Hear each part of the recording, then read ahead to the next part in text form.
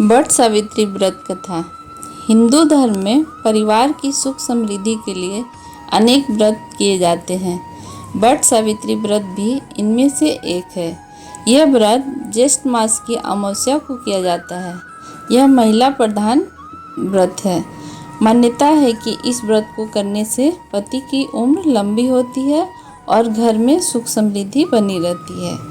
इस बार ज्येष्ठ मास की अमावस्या 2 दिन होने के कारण लोगों में असमंजस बना हुआ है कि यह व्रत कब किया जाए। हिंदू पंचांग के अनुसार ज्येष्ठ मास की अमावस्या तिथि 26 मई 2025 की दोपहर 12:11 से शुरू होगी और 27 मई रात 8:31 पर समाप्त होगी। इस तिथि के अनुसार वट सावित्री का व्रत 26 मई के दिन सोमवार को रखा जाएगा। वट सावित्री पूजा यूपी, बिहार और झारखंड, उत्तराखंड में इस व्रत की बहुत मान्यता है और दक्षिण भारत में यह व्रत ज्येष्ठ मास में पूर्णिमा को मनाया जाता है, जिसके कारण इसे वट पूर्णिमा के नाम से जाना जाता है। वट सावित्री पूजा के दिन महिलाएं 16 श्रृंगार करके वट वृक्ष की पूजा करती हैं और इस व्रत को करके सावित्री और सत्यवान की कथा सुनती हैं और मान्यता है कि बरगद के वृक्ष में ब्रह्मा, विष्णु, महेश का निवास होता है, जिसके कारण बरगद के पेड़ के नीचे बैठकर पूजा करने और कथा सुनने से सभी मनोकामनाएं पूर्ण होती हैं। वट सावित्री पूजा के नियम बहुत ही सरल हैं और वट सावित्री पूजा में बरगद के पेड़ के नीचे जल चढ़ाकर रोली, चंदन, धूप, नैवेद्य समर्पित करते हैं और इसके पश्चात कच्चे सूत से बरगद के तने के चारों ओर 7 या 11 बार परिक्रमा करते हुए लपेटते हैं। इस परिक्रमा के पश्चात महिलाएं 7 या 11 स्त्रियों को सुहाग की सामग्री एवं वस्त्र देती हैं। साथ ही वट सावित्री व्रत की कथा सुनती हैं। कथा इस प्रकार है। भद्र देश के एक राजा थे जिनका नाम अश्वपति था। इनके कोई संतान नहीं थी। उन्होंने संतान की प्राप्ति के लिए मंत्रोच्चारण के साथ प्रतिदिन 1 लाख आहुतियाँ दी थी। 18 वर्ष बीत जाने पर यह क्रम जारी रहा। इसके बाद सावित्री देवी ने प्रकट होकर वरदान दिया कि हे राजन, तुझे एक तेजस्वी कन्या पैदा होगी। इसके बाद राजा के घर एक कन्या का जन्म हुआ, जिसका नाम राजा ने सावित्री रखा। कन्या बड़ी होकर बेहद रूपवान हुई। योग वर न मिलने के कारण सावित्री के पिता बहुत दुखी थे। उन्होंने कन्या को खुद से वर तलाशने के लिए भेजा। इस दौरान सावित्री तपोवन में भटकने लगी। वह साल्व देश के राजा द्वीपसेन के रहते थे।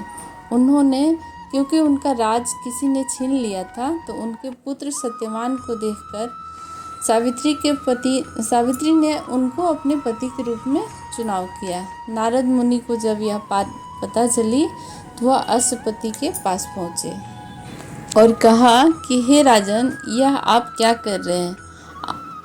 सत्यवान गुणवान है, धर्मात्मा है और बलवान भी है, पर उसकी आयु बहुत छोटी है। वह अल्पायु है। 1 वर्ष बाद ही उसकी मृत्यु हो जाएगी। ऋषिराज नारद की बात सुनकर राजा अश्वपति और चिंता में डूब गए और सावित्री ने उनसे कारण पूछा तो राजा ने कहा, पुत्री, तुमने जिस राजकुमार को अपने वर के रूप में चुना है वह अल्पायु है। तुम्हें किसी और को अपना जीवन साथी बनाना चाहिए। इस पर सावित्री ने कहा, पिताजी, आर्य कन्याएं अपने पति का वरण एक बार करती हैं। राजा एक बार ही आज्ञा देता है और पंडित एक बार ही प्रतिज्ञा करते हैं और कन्यादान भी एक ही बार किया जाता है। सावित्री हठ करने लगी और बोली, मैं सत्यवान से ही विवाह करूंगी। राजा अश्वपति ने सावित्री का विवाह सत्यवान से कर दिया। सावित्री अपने ससुराल पहुंचते ही सास ससुर की सेवा करने लगी। समय बीतता चला गया। नारद मुनि ने सावित्री को पहले ही सत्यवान की मृत्यु के दिन के बारे में बता दिया था। वह दिन जैसे जैसे करीब आने लगा, सावित्री अधीर होने लगी। उन्होंने 3 दिन पहले से ही उपवास शुरू कर दिया। नारद मुनि द्वारा कथित निश्चित तिथि पर पितरों का पूजन किया। हर दिन की तरह सत्यवान उस दिन भी लकड़ी काटने जंगल को चले गए और सावित्री भी साथ गई। जंगल में पहुंचकर सत्यवान लकड़ी काटने के लिए एक पेड़ पर चढ़े। तभी उनके सिर में तेज दर्द होने लगा। दर्द से व्याकुल सत्यवान पेड़ से नीचे उतर गए और सावित्री अपना भविष्य समझ गई। सत्यवान के सिर को गोद में रखकर सावित्री सत्यवान का सिर सहलाने लगी। तभी वहाँ यमराज आते दिखे। यमराज अपने साथ सत्यवान को ले जाने लगे। सावित्री भी उनके पीछे पीछे चल पड़ी। यमराज ने सावित्री को समझाने की कोशिश की कि यही विधि का विधान है, लेकिन सावित्री नहीं मानी। सावित्री की निष्ठा और पति परायणता को देखकर यमराज ने सावित्री से कहा कि हे देवी, तुम धन्य हो, तुम मुझसे कोई भी वरदान मांग लो। सावित्री ने कहा, मेरे सास ससुर वनवासी और अंधे हैं, उन्हें आप दिव्य ज्योति प्रदान करें। यमराज ने ऐसा कहा कि ऐसा ही होगा, जाओ अब लौट जाओ। यमराज ने कहा कि देवी तुम वापस जाओ। सावित्री ने कहा, भगवान, मुझे अपने पति के पीछे पीछे चलने में कोई परेशानी नहीं है। पति के पीछे चलना ही मेरा कर्तव्य है। यह सुनकर उन्होंने फिर से उसे एक वरदान मांगने को कहा। सावित्री बोली, हमारे ससुर का राज छिन गया है, उन्हें पुनः वापस दिला दे। यमराज ने सावित्री को यह वरदान भी दे दिया और कहा कि तुम अब लौट जाओ। लेकिन सावित्री पीछे पीछे चलती रही। यमराज ने सावित्री को तीसरा वरदान मांगने को कहा। इस पर सावित्री ने 100 संतानों और सौभाग्य का वरदान मांगा। यमराज ने इसका वरदान भी सावित्री को दे दिया। सावित्री ने यमराज से कहा कि प्रभु, मैं एक पतिव्रता पत्नी हूँ और आपने मुझे पुत्रवती होने का आशीर्वाद दिया है। यह सुनकर यमराज को सत्यवान के प्राण छोड़ने पड़े।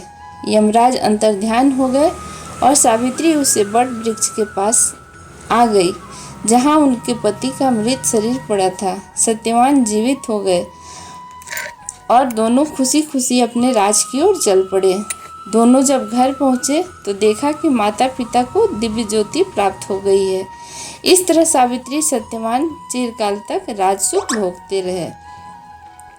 बट सावित्री पूजा करने से और इस कथा को सुनने से महिलाओं के वैवाहिक जीवन और जीवन साथी के जीवन पर कोई किसी प्रकार का संकट नहीं आता। अगर आता भी है तो टल जाता है। हे प्रभु ब्रह्मा विष्णु महेश, जिस प्रकार आपने सावित्री को अखंड सौभाग्यवती होने का वरदान दिया, उसी प्रकार सभी सुहागिन स्त्रियों के सुहाग की रक्षा करना। और इसी के साथ मैं ये कथा समाप्त करती हूँ। जय श्री राम।